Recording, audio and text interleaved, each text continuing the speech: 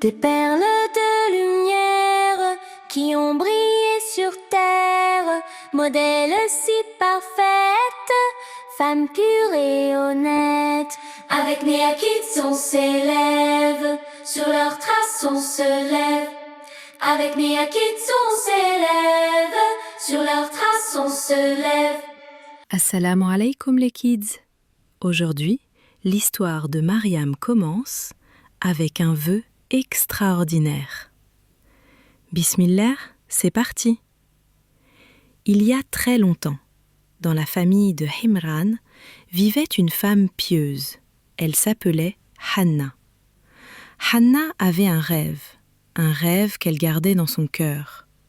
Elle voulait avoir un enfant qu'elle offrirait à Allah. À cette époque, les gens pieux pouvaient consacrer leurs enfants au service du temple de Jérusalem.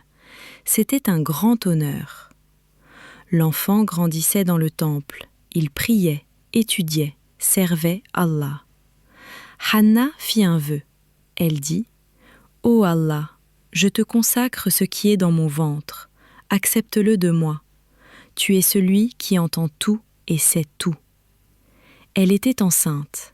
Et elle promettait déjà cet enfant à Allah, avant même de savoir si c'était un garçon ou une fille. Les mois passèrent et le jour de la naissance arriva. Hanna donna naissance à une fille. Elle fut un peu surprise. À cette époque, seuls les garçons servaient habituellement dans le temple. Les filles restaient à la maison. Hanna dit « Ô mon Seigneur, j'ai mis au monde une fille. » Mais Allah savait que cette fille serait spéciale, plus spéciale qu'aucun garçon. Hanna continua sa prière.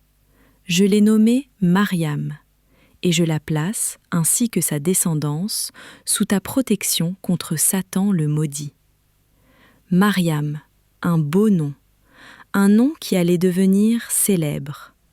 Le seul nom de femme mentionné dans le Coran. Et Allah accepta, d'une acceptation magnifique.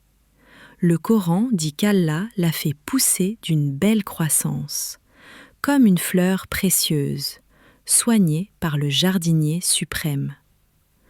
Hanna tint sa promesse. Elle emmena la petite Mariam au temple.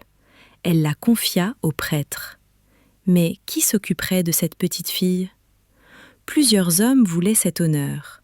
Ils tirèrent au sort. Et c'est Zacharia qui fut choisi. Zacharia, le vieux prophète.